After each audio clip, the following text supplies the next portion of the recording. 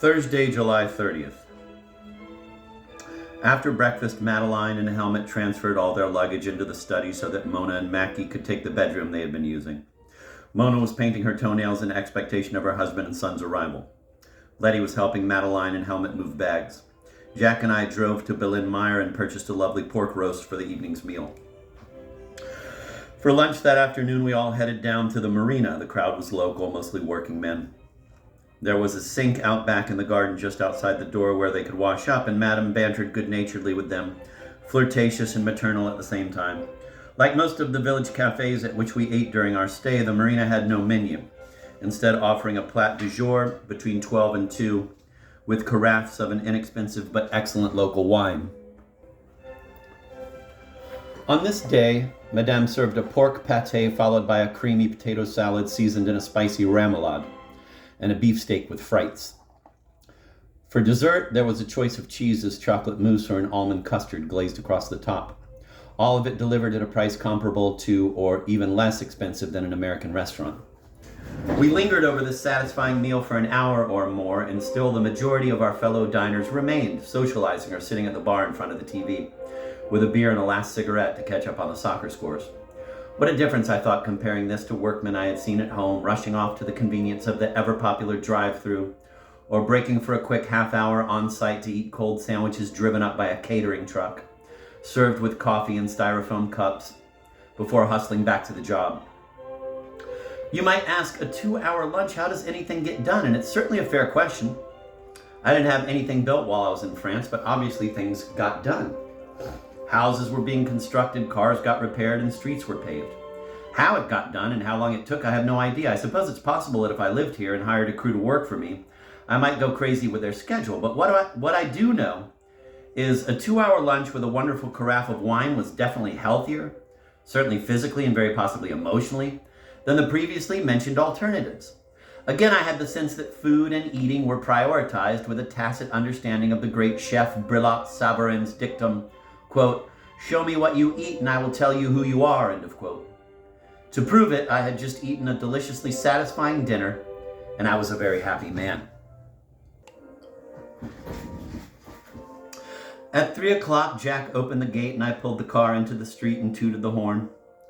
When Mona joined us, nicely dressed and wearing her new shoes, toenails painted a bright red, we headed off for the station at Saint-Pierre-de-Corps. Mackie and Rory were coming in on the 3:30 train. There would soon be 8 of us. Truthfully, I didn't want anything to change. I wanted these last 2 weeks to continue being as the 2 weeks before them had been, and I confess, I was concerned about living with a 14-year-old. When you don't have teenage family members around, what you hear about adolescence is mostly what you see in the papers: rap music, big clothes, out-of-wedlock pregnancies, and 4-H clubs. I tried to imagine what I had been like at 14, recalling voices asking, "Can't you keep yourself occupied for 10 minutes?" I steeled myself for the change. When I voiced my concerns to Jack the night before, he gifted with an innate rapport for both children, When I voiced my concerns to Jack the night before, he, gifted with an innate rapport for both children and adolescents, reassured me Rory would be a wonderful addition. As it turned out, Jack was right. My misgivings regarding Rory happily proved unfounded. From the beginning, he was a considerate, enlivening presence and very funny. He dressed with a distinct sense of taste, but followed fashion from a judicious distance. He got off the train in a t-shirt, just a little oversized, I was relieved to know, and a shimmering green pair of those knee-length Michael Jordan shorts that were then de rigueur in America, but still cutting edge in Europe. With the requisite baseball hat, sunglasses, and sandals, the ensemble was very cool and an immediate hit.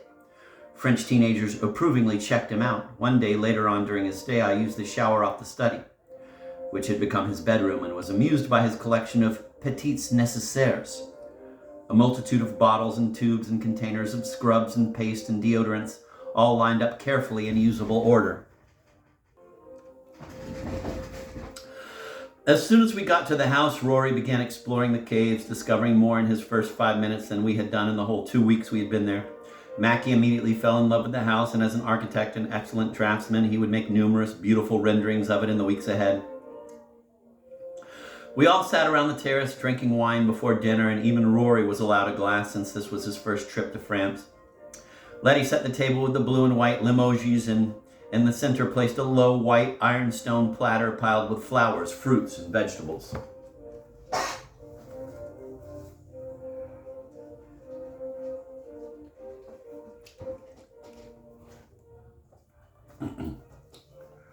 Dinner: roast pork and red wine with carrots, potatoes, and green beans. Pan de campagne with butter, kiwi, and chocolate ice cream. I rubbed the pork roast with olive oil, garlic, Dijon mustard, salt, and pepper, and rolled it in flour, then browned it in the frying pan, put it into the baking dish, and roasted it uncovered at 450 degrees Fahrenheit for 20 minutes. At that point, I took the roast out, added a few bay leaves, herbes de Provence, and 2 good-sized onions that I had sliced. I covered the dish, put it back into the oven, and turned the heat to 375 degrees. As it cooked, I scrubbed some carrots and potatoes while Rory picked a bowl of green beans. Would the green beans ever end?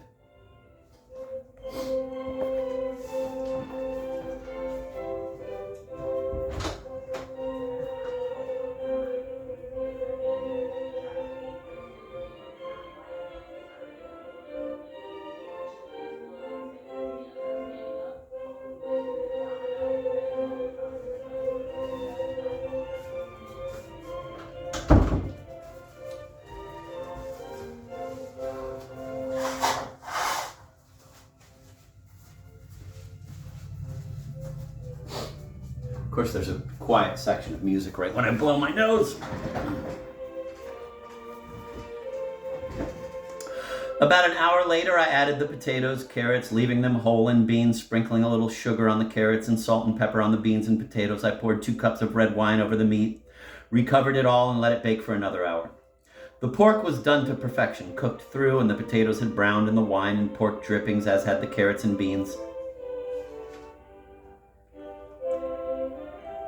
I removed the roast from the pan and drained off the grease, mixed 2 tablespoons of flour into a cup of red wine, and heating the juices in the baking dish over a low flame, I gradually added the wine and flour mixture, stirring constantly until the liquid became a rich brown gravy.